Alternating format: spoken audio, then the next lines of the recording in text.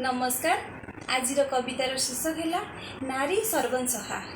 नारी तुम्हें सर्वंसहा अट सकल शक्तिर आधार। वसुमती परी हृदय तुमर कोमल शांति तृप्तिर। परिवारे तुम्हें स्नेह श्रद्धा और ममता देइछ भरी।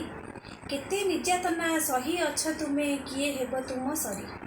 स्वामी दुखे दुखी स्वामी सुखे सुखी अट तुम्हें सुगृहिणी। तुम विरहरे सारा परिवारे झोरती तुमको पुणी।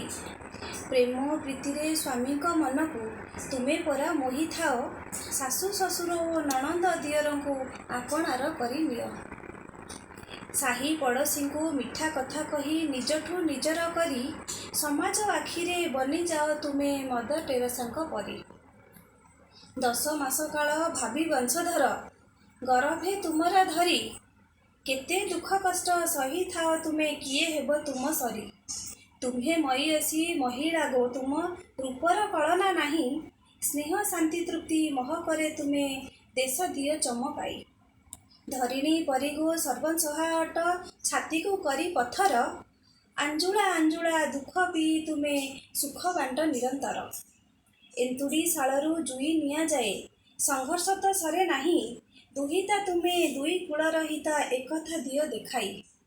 मनरे कोहर लुह को लुचाई ओठरे हसी हसाई। संस्कारी सुकन्या सुगृहिणी तुम्हें शक्तिमयी श्रद्धामयी। काले काले नारी अग्रणी तुम्हें जन्मदात्री महीयसी।